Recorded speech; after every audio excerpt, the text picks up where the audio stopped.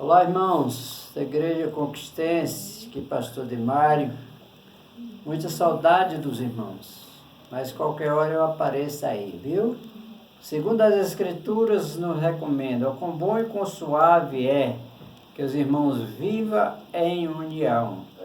Receba aí o meu abraço fraterno, pastor Valdete, seus parentes, sua esposa, e qualquer hora eu estou indo aí para rever os irmãos, eu estou com muita saudade, viu?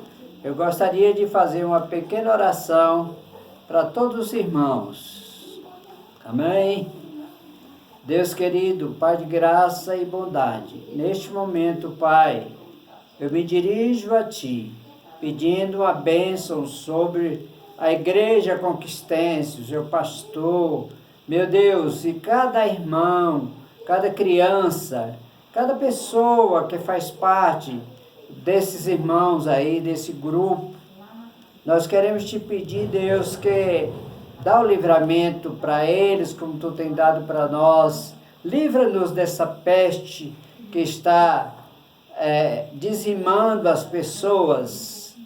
E nós fazemos lembrar a morte dos primogênitos, quando as suas casas foram marcadas com o sangue do Cordeiro. E diz a palavra de Deus que o espírito da morte passava em todas as casas, menos as casas dos hebreus.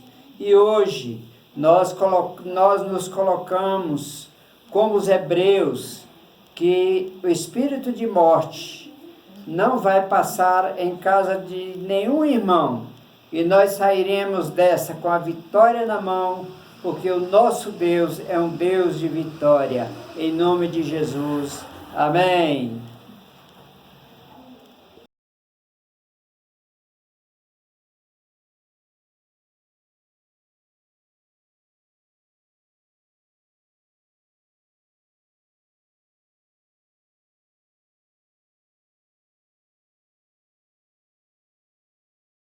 Boa noite, queridos irmãos. Nós estamos em mais um estudo de Catologia e hoje eu quero concluir Mateus 25. E os irmãos vão perguntar, ou alguém deve ter pensado, né? O estudo de Apocalipse só falou de Mateus. É porque nós fizemos aquela introdução a respeito da literatura apocalíptica, mas o objetivo de estudar Mateus 25 e Mateus 24, que nós estudamos também, é que nós vamos encontrar esses dois capítulos dentro do livro. Essencialmente, a gente poderia resumir o livro de Apocalipse nesses capítulos que nós estudamos, pegando um pedacinho do final do capítulo 23, 24, e agora então no capítulo 25, que nós vamos então dar andamento ao nosso estudo, né? E nós vamos apenas ler parte do texto, comprida, mas a fim de ganhar tempo, e vai então falar da última parábola, que está lá em Mateus 25, do verso 14 até 30. E a conclusão, então, até o resto do capítulo. Então o texto vai dizer: e também será como um homem que, ao sair de viagem, chamou os seus servos, confiou-lhe os seus bens. A um deu 5 talentos, a outro deu 2, a outro 1, de acordo, aliás, a cada um de acordo com a sua capacidade, e em seguida partiu de viagem. Como nós dissemos, o texto tem o mesmo contexto, capítulos 23, 24, 25, finalzinho do 23, e ainda continuamos falando do mesmo tempo, do mesmo tema, né? Estamos lembrando aquelas máximas, ou seja, os princípios básicos da hermenêutica, né? Que eu passei para os irmãos no anterior. Então é o mesmo contexto, é a mesma história. Jesus então destrinchando os seus ensinamentos, passando então a sua escatologia. Nós vimos então que Mateus 24 É a escatologia dos tempos do fim, né? É aquela escatologia que nós já estudamos, já estamos repetindo e muitas vezes sobre o tempo do fim, necessariamente muitos interpretam como sendo o tempo de todos os fins, mas o fim daquela era. 25, então, ele vai falar da escatologia do nosso tempo, o tempo em que nós vivemos. 24, a transição do Velho e Novo Testamento, a conclusão, o início da nova aliança, podemos afirmar o início, inauguração, então, do milênio para quem crê e para aqueles que aceitam a doutrina do amilenismo ou pós-milenismo. E assim nós vamos andando, né? Esse texto de Mateus 24, 25, ele tem um conjunto de 3 parábolas, né? E todas essas 3 parábolas entram num contexto da escatologia do nosso tempo. Nós vimos já no final do verso 24, aquele texto que nós chamamos de texto de transição, a primeira parábola de Mateus 24, dos versos 45 a 51, que é a parábola dos 2 servos. E termina assim, resumindo aqui o texto, que diz: quem é, pois, o servo bom e sensato, a quem o seu senhor encarrega dos de sua casa para lhe dar alimento no tempo devido. Feliz o servo, quem o Senhor encontrar fazendo assim quando ele voltar. Percebam que nós não exploramos muito essa parábola, né? Mas ela conclui com essa afirmação: feliz o servo em que o Senhor encontrar fazendo assim quando ele voltar, né? Fazendo assim quando ele voltar, dando aqui para nós a advertência da vigilância, né? De uma vida de continuidade, não uma vida, vamos dizer assim, um tanto quanto relaxada, né? A vigilância nos leva a entender, a viver uma vida de maior disciplina, né? Disciplina.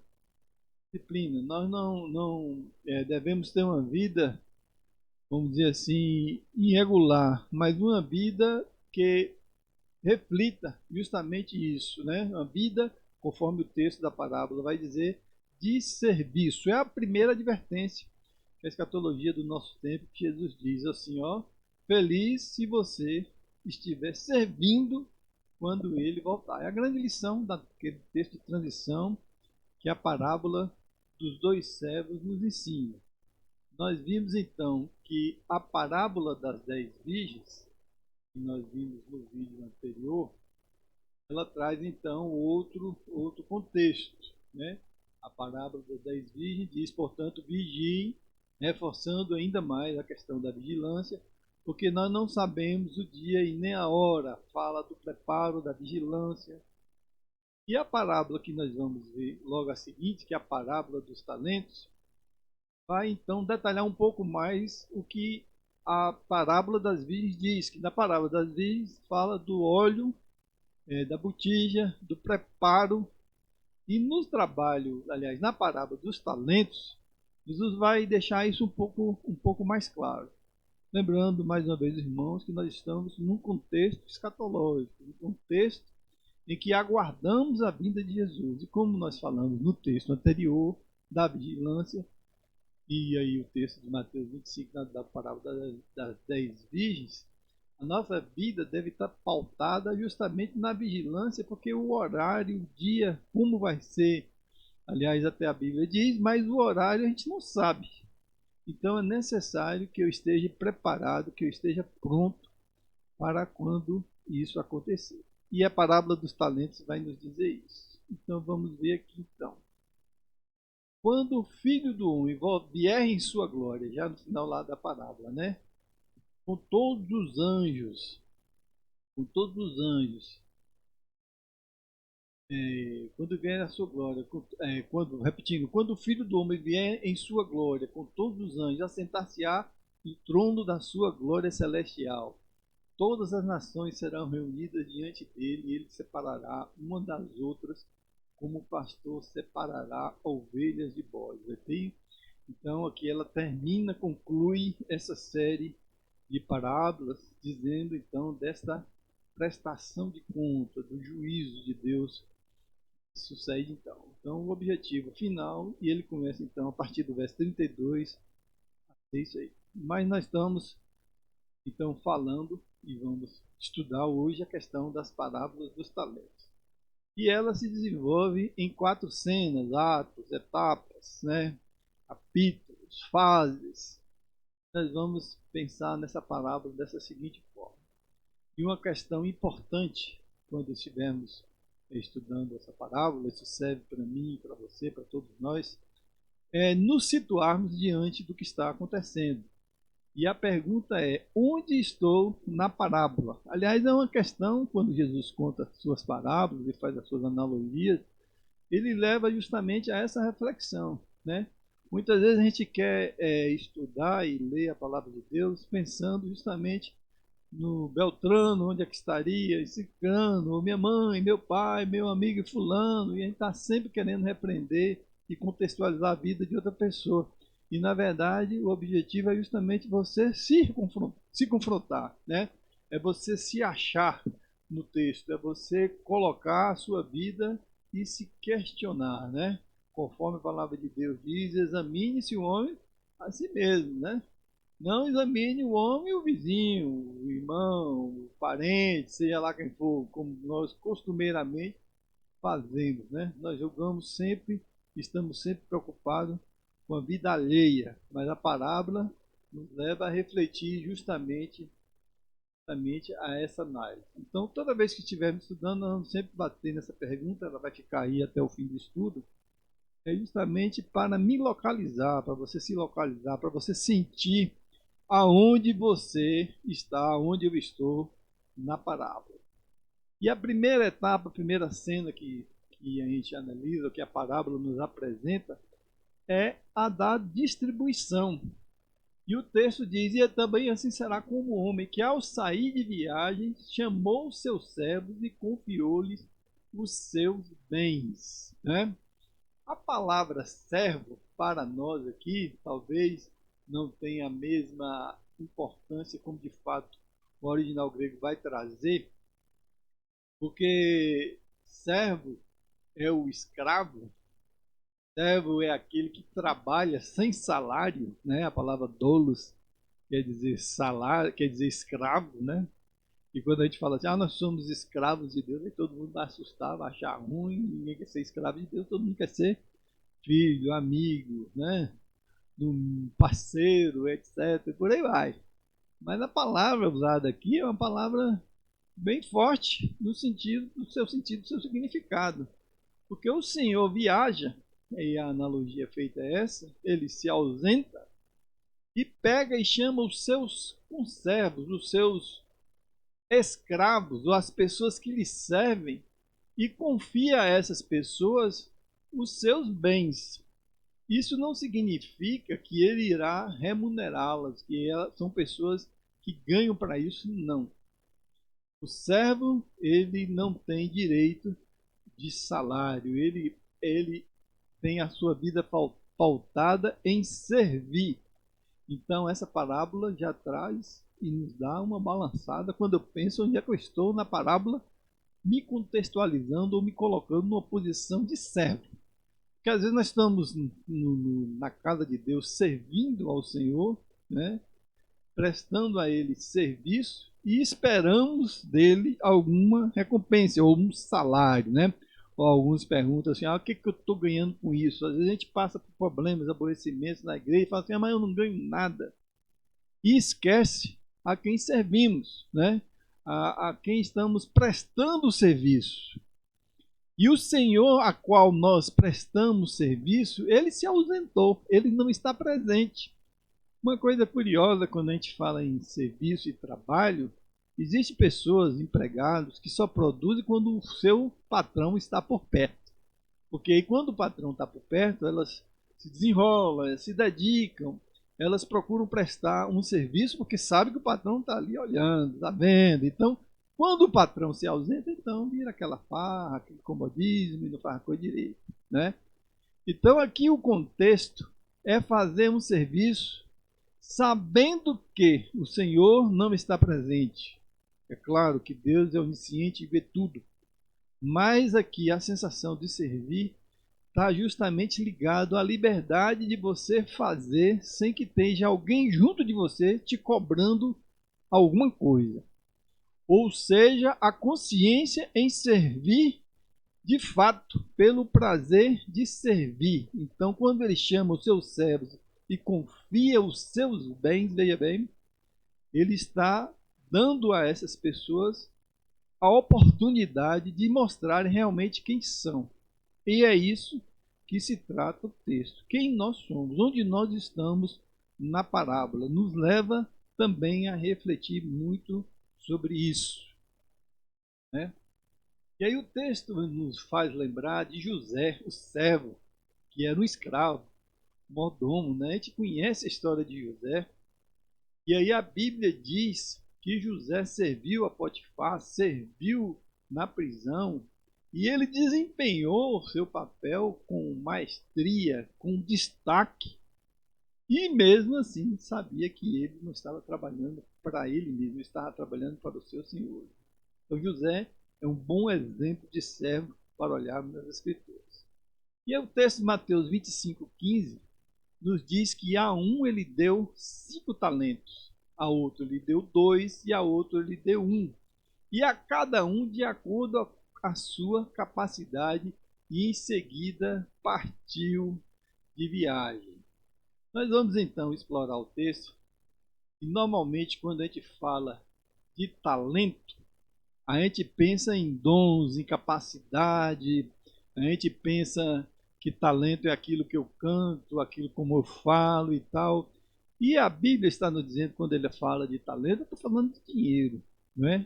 Talento aqui não se refere à capacidade humana.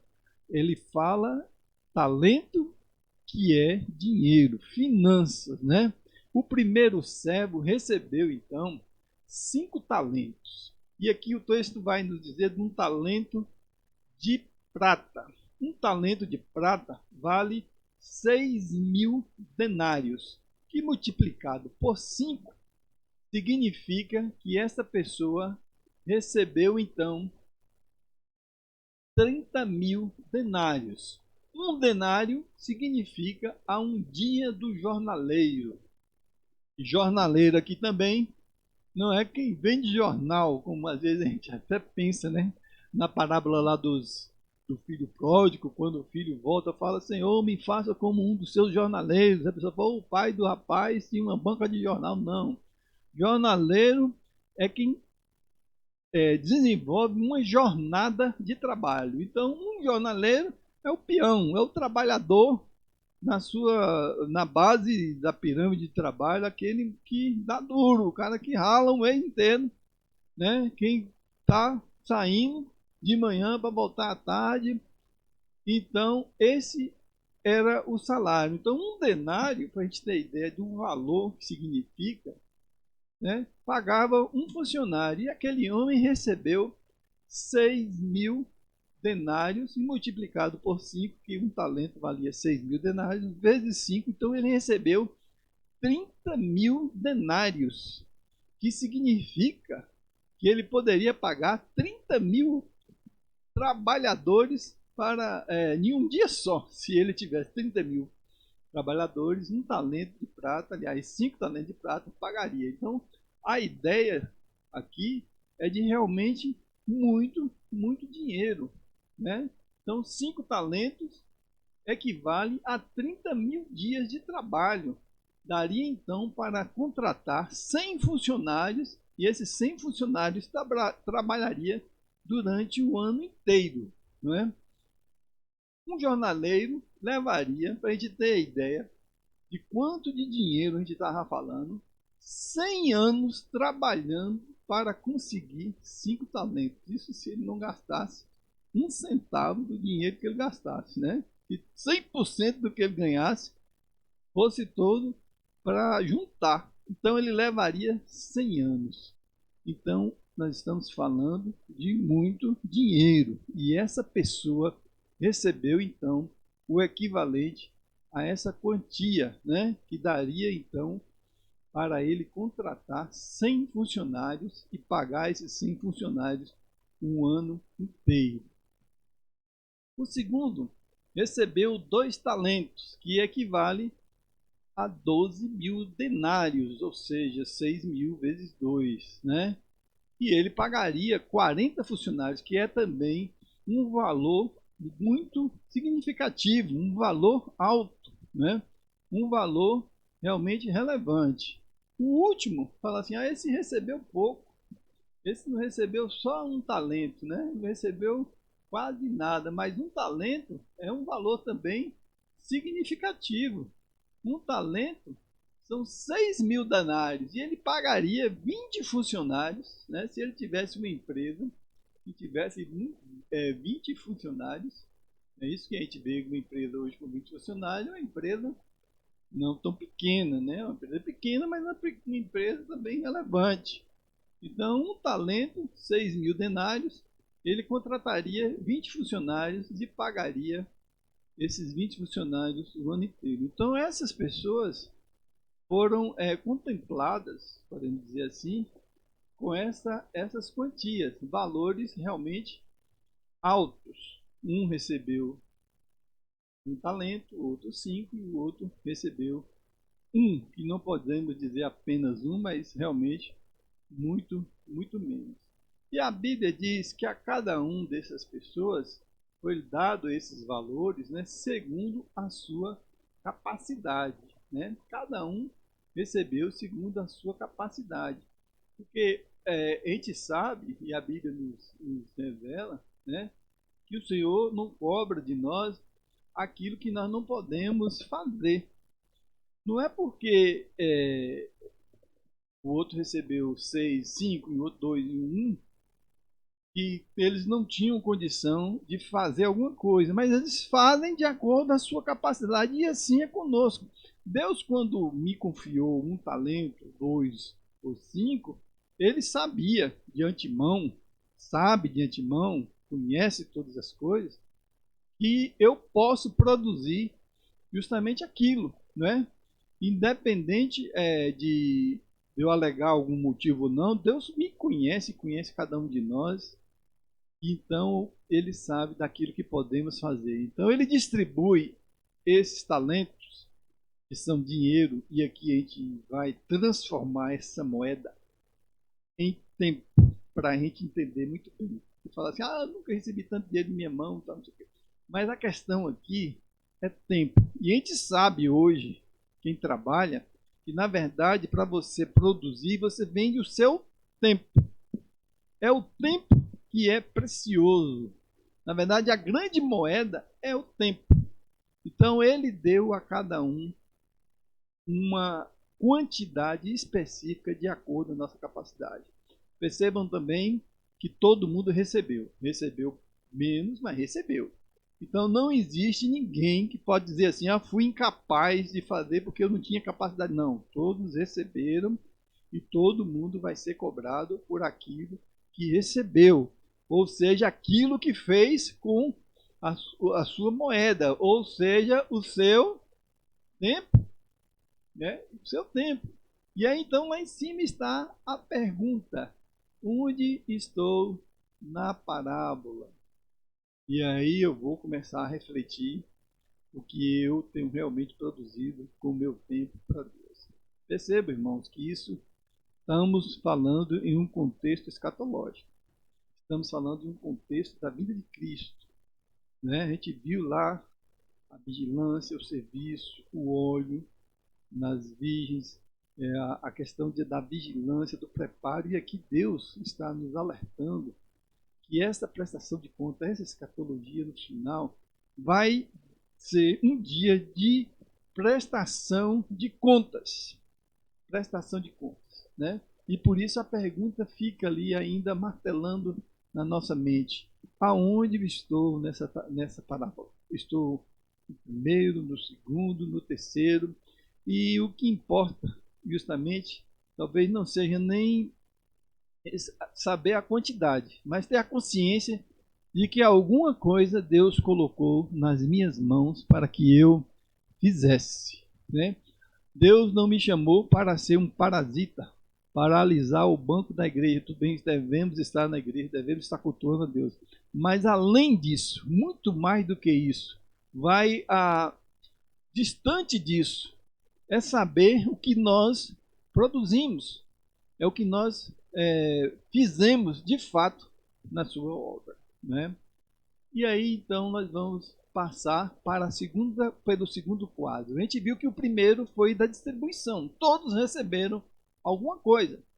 A todos nós foi dado algum bem. Alguma coisa está sobre a minha responsabilidade, pelo qual eu irei prestar conta. E aí o segundo ponto é o ponto da administração. O que havia recebido 5 talentos, percebam, ele saiu imediatamente e ganhou mais 5. Olha que coisa. Ele correu, ele ficou assim pensando, poxa, é muita coisa que eu tenho que dar conta. Eu tenho uma grande responsabilidade. Eu tenho sobre os meus ombros uma tarefa difícil para ser cumprida. Sentiu a emergência, ele sentiu a urgência de fazer isso. Então a Bíblia diz que ele saiu imediatamente. Ele não perdeu tempo. Ele se aplicou, ele se empenhou, ele ficou justamente concentrado naquilo que ele tinha que fazer e ele fez. E o resultado foi que ele conseguiu dobrar mais 5. Ele conseguiu duplicar aquilo que estava na sua responsabilidade. Foram 100 anos de salário, uma fortuna que ele havia se responsabilizado. E o texto vai dizer que esses 100 anos de salário tornou-se em 200 anos de salário. Olha que coisa curiosa. Ele poderia ter pensado, vou botar esse dinheiro na poupança, no CDB. E se ele pensasse assim, o dinheiro não teria rendido tanto, porque não existe aplicação para dar esse tanto de dinheiro, né? E aí a gente tem uma máxima do mercado que diz que o lucro é proporcional ao risco. Por exemplo, a gente pode ver bolsa de valores. As pessoas que ganham dinheiro com bolsa de valores, por exemplo, a bolsa de Tóquio que eu coloquei aqui, ela abre de madrugada. Então, quem investe em mercado de ações, a pessoa acorda muito cedo. Ela acorda de madrugada para acompanhar e o dia inteiro ali acompanhando e procurando investigar a tendência do mercado, o risco, para na hora e no momento certo vender, comprar e dar fato ao seu investimento. Eu coloquei essa questão aqui porque isso retrata no desempenho do primeiro, que recebeu 5 talentos, ele não foi preguiçoso, né? Ele não foi acomodado. Ele, além de ter um senso de tempo, de urgência, ele se dispôs a trabalhar e trabalhou muito. Trabalhou incansavelmente.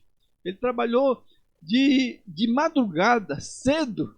E alguns poderiam estar dizendo para ele assim, rapaz, deixa de ser besta, o dinheiro nem é seu. Para que tanto empenho? Para que tanta dedicação? Para que tanta correria em uma coisa que não é sua? Engraçado que de vez em quando a gente ouve isso muito na obra do Senhor. Às vezes as pessoas imaginam que aquilo que a gente faz para alguém ou faz para nós mesmos. E alguns até desconfiam, já passei algumas experiências em relação a isso, falam, não, está querendo se promover, está querendo ganhar alguma coisa com isso. Mas nós todos perdemos o senso da responsabilidade do trabalho e ter a consciência para quem estamos fazendo isso. E essa primeira fase da parábola justamente diz isso. O trabalho de Deus tem que ser feito de forma imediata, incansável. As pessoas, os seus servos precisam doar a si mesmo. E sempre lembrando que para Deus precisamos fazer sempre o melhor, né? E esse cidadão, quando ele administra aquilo que ele recebe, a sua responsabilidade, ele se empenha desta forma. A capacidade que ele coloca, vou fazer de tal forma que esses 100 anos de salário, esses 5 talentos, esses 30 mil denários se multiplique de forma que dobre. E ele então fez justamente isso. Aonde estou na parábola? Será que eu sou assim? Eu tenho essa preocupação? Isso é uma questão que a gente precisa sempre estar lembrando, sempre fazendo. O texto vai dizer então do segundo, e também da mesma forma, muito embora ter recebido bem menos, ele agiu com a mesma responsabilidade. Ele também pensou, é isso aqui que eu tenho que dar conta, então vou me dedicar também a isso. Porque ele poderia pensar assim também, não, quem tem que se esforçar é quem ganhou muito. Mas o muito aqui vai de encontro à minha capacidade. Se eu só posso fazer, ou se eu só tenho condição de fazer o equivalente a 2 talentos, o que é menos do que muita gente faz, que eu faça o que eu tenho condição de fazer com o mesmo empenho, com a mesma dedicação, com a mesma seriedade, com a mesma responsabilidade. É pouco que eu posso fazer, mas eu vou me empenhar ao máximo naquilo que eu posso fazer. O meu pai conta uma história de que uma vez uma senhora numa igreja morreu e eu era uma pessoa muito querida e tal, e as pessoas viam aquela velhinha ali na igreja, sempre ali nos cultos, sempre ali presente, não é? E então teve aquela comoção, aquela coisa toda, mas com o tempo que ela estava ali e morreu, aconteceu uma coisa curiosa. A partir da morte daquela senhora, na igreja começou a faltar água no filtro, não era do tempo daquele filtro de barro. A água começou a faltar, acabou a água e as pessoas começaram então a reclamar, não tem mais água no filtro, o que aconteceu, pastor, tal, por que não está botando mais água, o que está acontecendo? Ele falou, não, irmão, eu nunca fui responsável por botar água, mas quem era responsável e tal, mexeu e virou. Lembraram então da irmã que morreu. E era o pouco que ela podia fazer, mas ela, na sua jornada, na sua limitação, ela sempre colocava a água no filtro. E então os irmãos lembraram daquela pessoa que, anonimamente, mas incansavelmente, com muita dedicação, era o que ela podia fazer. Ela colocava sempre água no filtro. E todo mundo chegava na igreja tinha sempre água no filtro, porque ela fazia isso.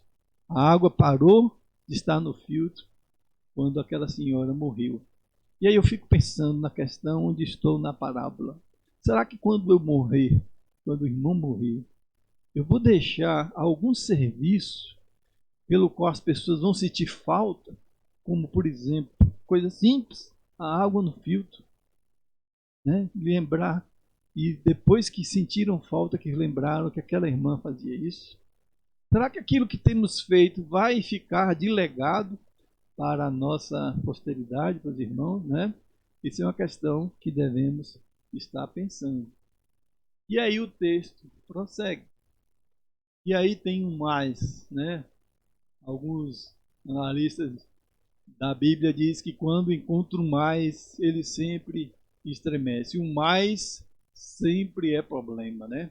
Toda vez que o mais aparece, ele sempre gera uma dificuldade. E o texto começa exatamente dizendo assim, mas, olha que coisa, mais o que tinha recebido um talento, saiu, cavou um buraco no chão e escondeu o dinheiro do seu senhor. Cavou um buraco no chão. Aonde estou na parábola?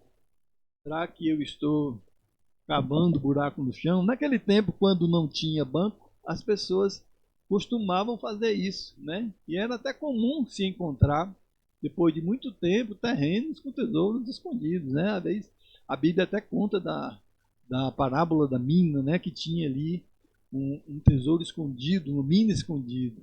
Mas esse cidadão justamente enterrou o dinheiro. Ou seja, eu vou guardar aqui, não é meu.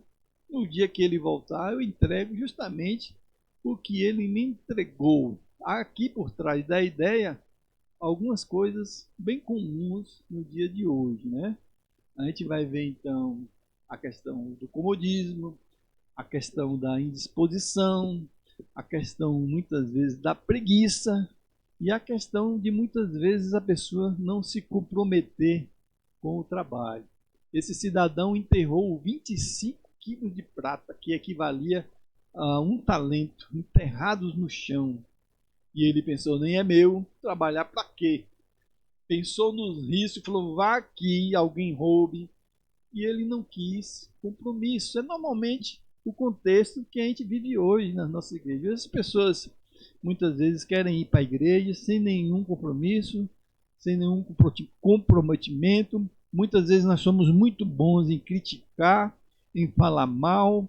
Muitas vezes nós somos muito bons até em fazer o trabalho de forma que nós nos agrademos dele, da forma como nós queremos que fique, não é? Nós queremos muitas vezes fazer um trabalho voltado para a nossa conveniência, para aquilo que nós achamos que é bom. E ele achou que era bom esconder no chão. Ele não estaria correndo nenhum risco, né? Ele achou que nós não poderíamos ficar do jeito que tá bom, né? É o comodismo, a preguiça. E a gente sabe, é um adágio popular que diz que o bonzinho é irmão do ruinzinho, né? Se tá bom, quer dizer que ali eu não vou fazer mais nada, que parou ali, tá bom. E o bom muitas vezes se torna ruim. Existe uma frase que diz que parar de crescer é o início da queda. E esse homem pensou exatamente assim, como muitos dos nossos cristãos modernos do dia de hoje. Nós vivemos realmente uma vida sem compromisso. Será que eu estou na parábola vivendo um evangelho justamente sem compromisso, achando que o compromisso é Deus que tem que ter comigo e eu não tenho que ter nenhum compromisso com Deus? E esse cidadão fez exatamente como muitos de nós estamos fazendo.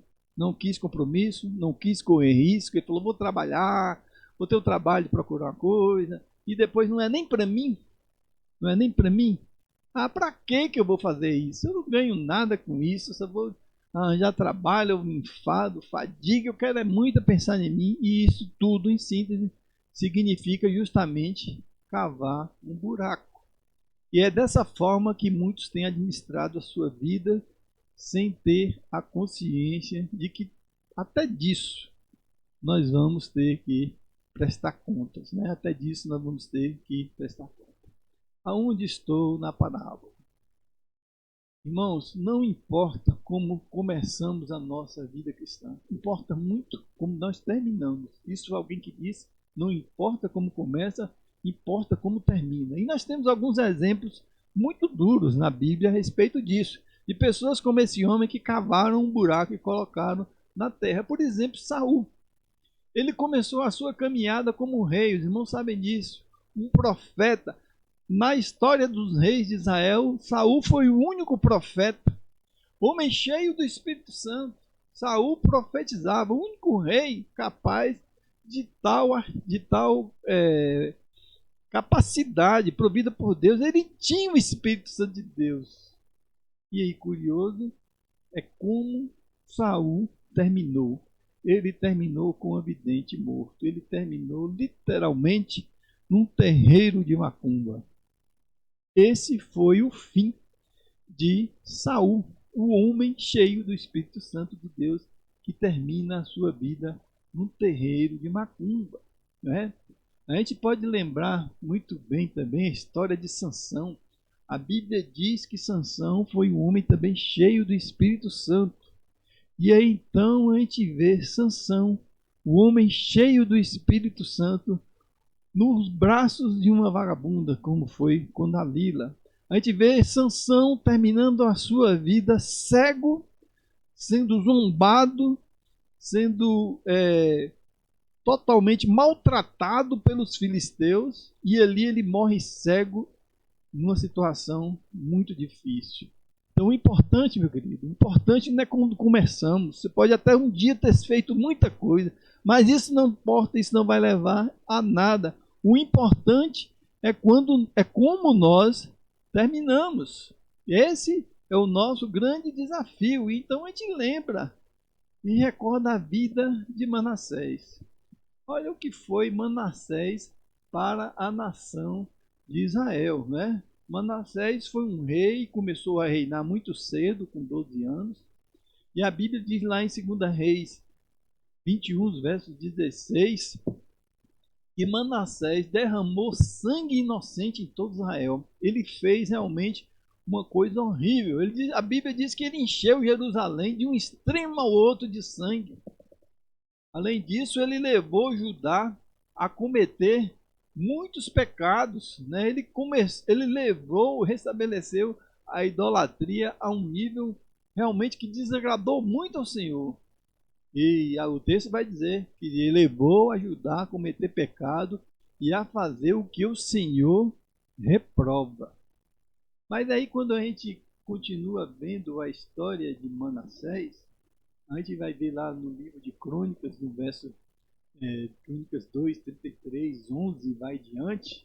Olha que coisa interessante. Pelo que o Senhor trouxe a eles os príncipes do exército da Síria, então o Senhor pune a Manassés, os quais penduraram Manassés entre os espinhais, amarraram em cadeias e os levaram a Babilônia como cativo. E ele, angustiado, orou deveras ao Senhor, seu Deus, humilhou-se muito perante o Senhor, Deus de seus pais, e lhe fez a seguinte oração, lhe fez a oração. Deus se aplacou para com ele e ouviu a sua súplica e tornou a trazer a Jerusalém ao seu reinado. Então reconheceu Manassés que o Senhor é Deus. Então o importante não é como começa, o importante é como termina. O importante é você manter justamente essa perspectiva, como você termina. O que você fez no passado, o que eu fiz no passado, isso não tem mais nenhuma importância. O importante é sabermos como nós estamos. E essa pergunta, ela nos persegue, ela nos instiga, né? Ela está justamente atrás de nós. Onde estou na parábola? E a parábola então entra na sua fase, que é a fase da compensação. Irmãos, nós não temos nada como a parábola diz, somos servos, pessoas escravas. O escravo não tinha direito a nada. O escravo nem vontade ele tinha, a vontade era do seu senhor. Mas Deus então está a nos observar. Deus é aquele que sabe todas as coisas, é o onisciente, nós sabemos disso e muitas vezes nós ignoramos essa verdade. E esse ato vai então dizer da compensação. E a Bíblia diz que depois de muito tempo, isso quer dizer que o tempo pode até demorar, mas esse tempo chega.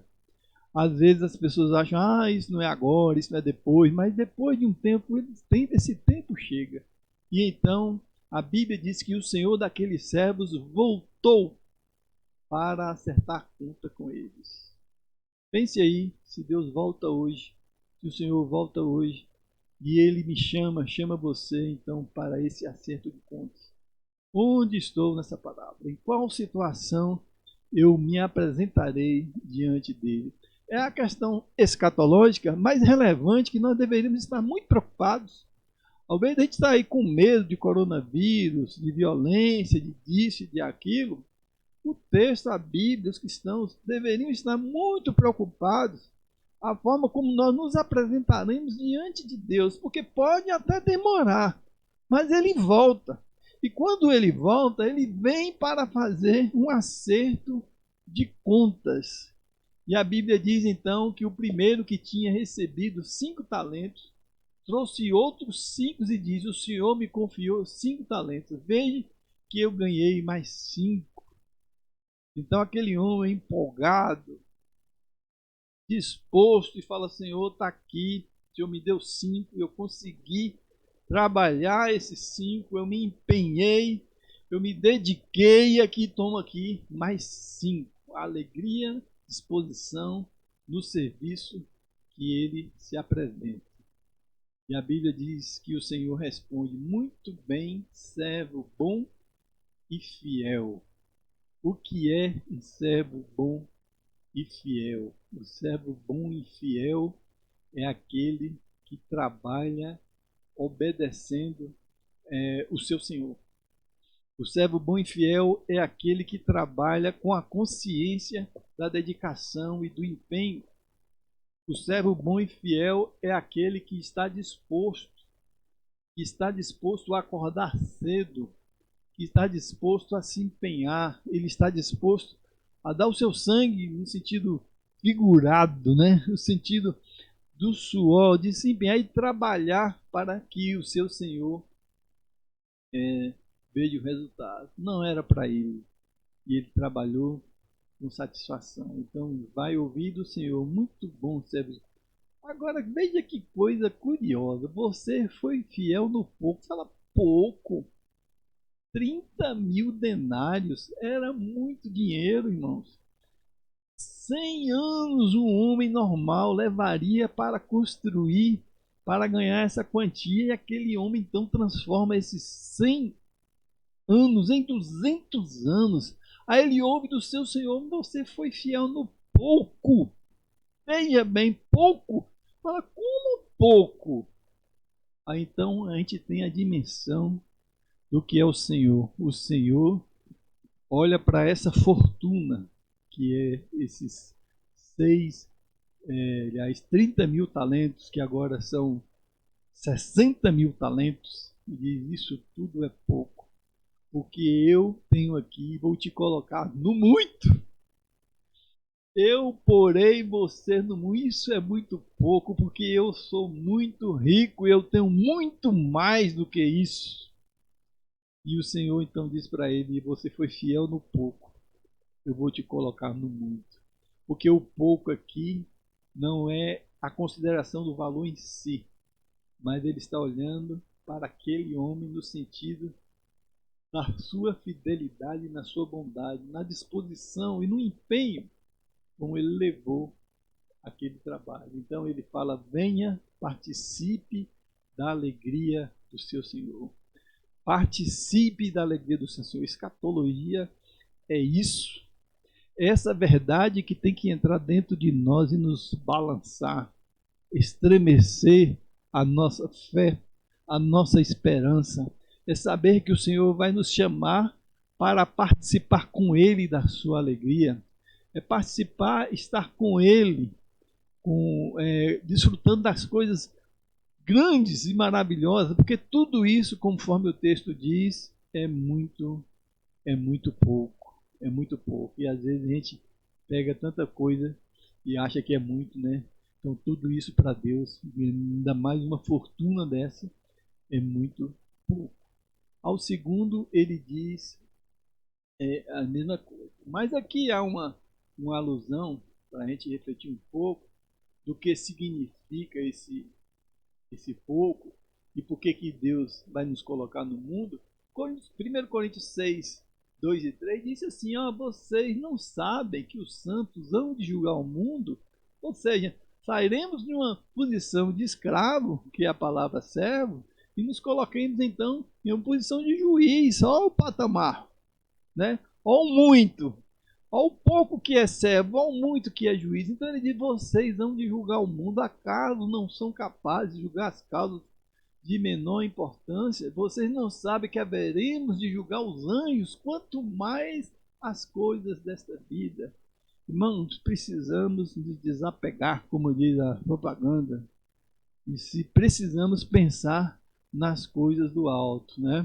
Precisamos pensar justamente nisso. Precisamos parar e pensar no pouco e pensar no muito. Apocalipse 5:10 vai reforçar a ideia, né? E ele vai dizer aqui que tu o constituíste. Apocalipse 5:10. O que Deus fez conosco? Ele nos constituiu reis e sacerdotes para o nosso Deus e reinarão sobre a terra. Isso é o muito que Deus nos coloca, porque ainda estamos vivendo um pouco, talvez alguns nem no pouco, né? Nem no pouco, mas é isso que o Senhor tem, né? O texto prossegue em Apocalipse 22:5. Nós iremos estudar, se Deus permitir, mais ainda esses textos. Ele dirá: não haverá mais noite, eles não precisarão de luz de candeia, nem luz do sol, pois o Senhor Deus os iluminará, e eles reinarão para todo o sempre. Eles reinarão para todo o sempre. Esse é o muito. Este é o muito que Deus vai nos colocar, e ainda estamos mendigando o pouco, né? Aonde estou na parábola? Aonde estou na parábola? O segundo que recebeu, que está no Mateus 22, aliás, 25, 22, 23, tem a mesma atitude. E perceba, irmãos, que não é a quantidade. Um recebeu 5, o outro recebeu 2. Mas ambos terão a mesma recompensa. Receberão a mesma paga, o mesmo salário. Ou seja, quando ele veio, que tinha recebido 2 talentos, Senhor, não, o Senhor me confiou 2 talentos e eu ganhei mais 2. Depois poderia estar dizendo: ó, Senhor, foi a minha capacidade. Eu consegui dobrar aquilo que o Senhor me deu. Eu consegui fazer o que isso, que era na minha capacidade, menor do que o primeiro, mas eu me empenhei e consegui dobrar. E aí a Bíblia diz que ele recebe a mesma coisa. Você foi fiel no pouco. Porque 5 e 2 talentos para o Senhor é pouco. Eu porei sobre o muito. Venha, participe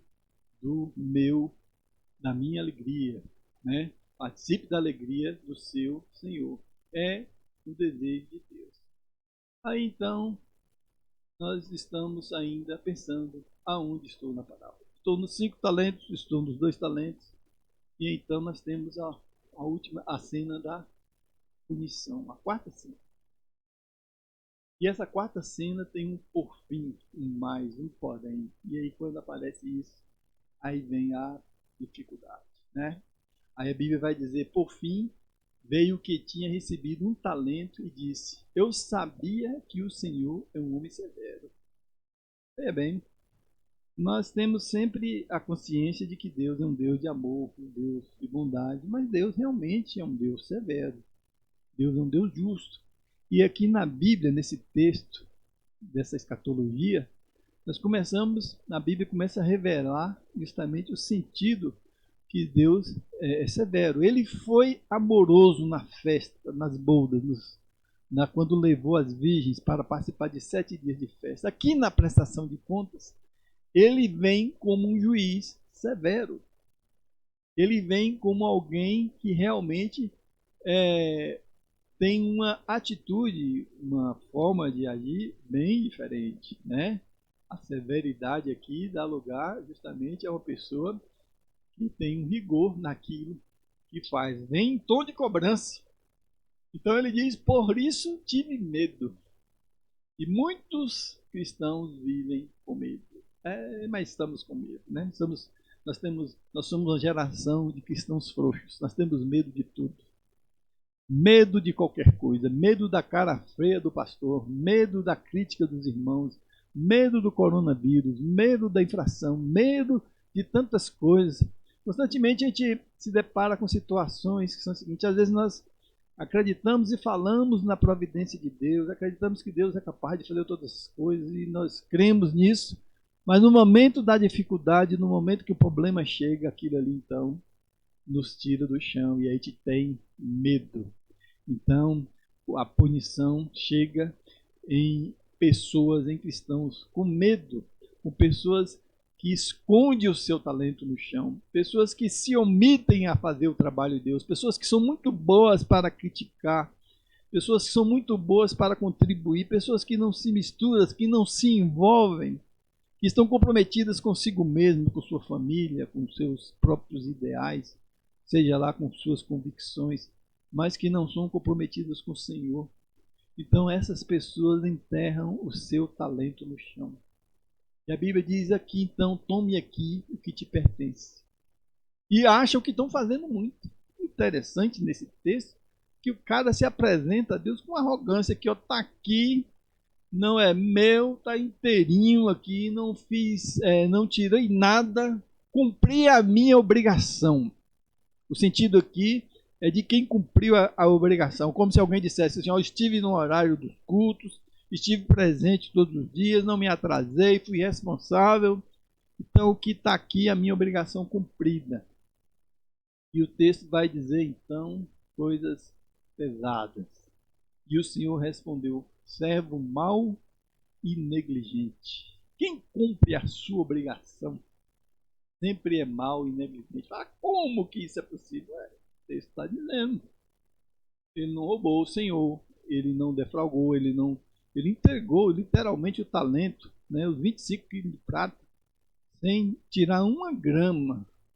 Mas a Bíblia diz, você é mau e negligente. E aí interessante, né? Como nós vamos ser cobrados pelas coisas que nós sabemos, pelo tempo que a gente fica ouvindo a palavra de Deus, pelo nosso tempo na igreja. Então ele diz, você sabia, eu sei, nós todos sabemos na nossa obrigação como cristãos. Você sabia que eu colho onde não planto e junto onde não semeei. Então você deveria ter confiado o meu direito aos banqueiros. Ou seja, você teria que ter feito pelo menos o básico. Você teria que pelo menos ter colocado esse dinheiro na poupança. Olha que coisa. Nós não fazemos, muita gente não faz nem o básico. Ele falou, você teria que ter feito pelo menos o básico. Renderia lá 0,1, 0,2, 1%, 2%. Mas nem o básico as pessoas não estão fazendo. Então, para que quando eu voltasse, recebesse de volta com juros. Então ele diz, tire um talento e entregue ao que tem 10, pois quem tem mais será dado, quem tem em grande quantidade. Mas quem não tem, até o que tem lhe será tirado. Que coisa terrível. Nós precisamos estremecer o nosso ser quando escutamos isso. E lembrar que o Senhor vai fazer esse julgamento. E a pergunta lá em cima, que não tem interrogação, mas é onde eu estou nesta parábola. De que forma me apresentarei diante de Deus? E a Bíblia diz, lancem fora o servo inútil. Perceba que uma coisa curiosa, e a Bíblia vai dizer isso, que quando nós fizermos o que precisamos fazer, devemos nos considerar servo inútil.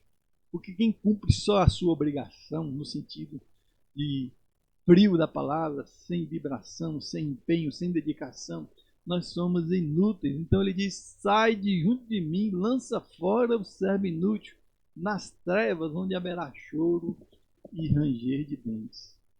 É disso aí que nós precisamos estar preocupados. É desse julgamento que precisamos estar realmente refletir. Aonde estarei? Né? E aí o texto prossegue, concluindo, o tempo já está bem puxado, mas ele diz, quando o homem vier em sua glória, com todos os anjos, assentar-se-á com o seu trono em glória celestial, e aí ele vai fazer essa prestação de contas. Ele vai olhar para a minha vida, para a sua vida, e ele diz o texto que colocará todas as nações reunidas diante dele. É o grande julgamento. E ele separará uma das outras, como o pastor separa a ovelha do bode. Um pastor tem a capacidade, conhece, sabe quem é ovelha e quem é bode. E as ovelhas estarão à sua direita, os bodes à sua esquerda. E a Bíblia prossegue nesse discurso duro de Jesus, nessa palavra que deve estar ecoando nas nossas vidas, nos nossos corações, nas igrejas do século XXI. Então o rei dirá aos que estiverem à sua direita, venham benditos do meu Pai, porque receberam como herança os que foi preparado desde a criação do mundo. E a Bíblia diz então, justamente, faz então, a partir do verso de 35 a 36, uma síntese de todas as três parábolas. Então ele vai dizer, eu tive fome, pois eu tive fome e vocês me deram de comer, tive sede, vocês me deram de beber. Serviço, trabalho. Vocês não ficaram só na falação, vocês não ficaram só no discurso. Vocês fizeram alguma coisa, vocês se envolveram com a minha obra, vocês trabalharam, fazendo de forma para o próximo, para a comunidade, para as pessoas que nos cercam. Ele fala, fui estrangeiro e vocês me acolheram. Lembre-se que o Senhor, que fala é que muitas vezes ele diz que o Senhor foi viajar, estava distante. E aí as pessoas justamente dá esta ideia, né? Dá essa conotação. Vocês me acolheram, mesmo não tão distante, necessitei de roupas, vocês me vestiram, estive enfermo e vocês cuidaram de mim, estive preso e vocês me visitaram. Irmãos, evangelho é estar perto, é estar próximo, é estar junto, principalmente na necessidade, principalmente no momento em que o irmão precisa, é se envolver com o problema, é não ter medo de abraçar e acolher o problema e o irmão. Hoje nós não queremos nos envolver com a causa nem com as coisas de ninguém. Eu não sei por que as pessoas ainda, quando encontram as outras, dizem como você está, e pergunta como você está e às vezes não escuta nem a resposta. Eu acho que ele devia até parar de fazer isso, porque nós não estamos preocupados com como que as pessoas estão, porque a gente não quer ouvir as pessoas, a gente não pensa e não para naquilo que as pessoas querem e estão passando. Jesus fala justamente isso, e ele responderá: digo-lhes a verdade, que vocês deixaram de fazer, alguns desses pequeninos também a mim deixaram de fazer. Então Deus quer nos ver servindo, trabalhando, quer nos ver agindo. A mesma coisa ele vai falar para os outros. Eu tive fome e vocês não me alimentaram. Tive sede e vocês não me deram água. Fui estrangeiro, vocês não me acolheram. Necessitei de roupa, vocês nem ligaram. Estive enfermo, não foram me visitar, nem quando eu estava preso. E a Bíblia diz então que ele dirá para essas pessoas: apartai-vos de mim, porque quando eu tive essas necessidades, vocês não fizeram. Ou seja, evangelho é serviço, evangelho é trabalho, evangelho é disposição para fazer a obra. E voltando àquele pensamento, não importa como você começou, importa como você termina. Ainda há tempo, ainda há oportunidade para que mudemos o nosso comportamento, mudemos a nossa modo de visão e nos envolvemos com o Evangelho de Cristo. Não sei o que você pensa ou de que forma você está preocupado quando pensei e coloquei aquela pergunta: onde estarei? À direita ou à esquerda? No meio dos bodes ou das ovelhas? E cabe a nós então refletir e pensar. O importa é como começa, importa sim como termina. Que o Senhor nos abençoe e nos faça a refletir para a nossa felicidade, para o nosso próprio bem, para a nossa própria caminhada com o Senhor. Não sejamos maus, negligentes, não sejamos pessoas sem compromisso com Deus. Vamos olhar e ver então que precisamos ter uma vida diferente. Que o Senhor se compadeça da nossa vida, que tenhamos a felicidade de nos voltar para Ele, termos uma vida diferente e podermos então viver com Ele, desfrutando da sua alegria. Em que Ele nos abençoe.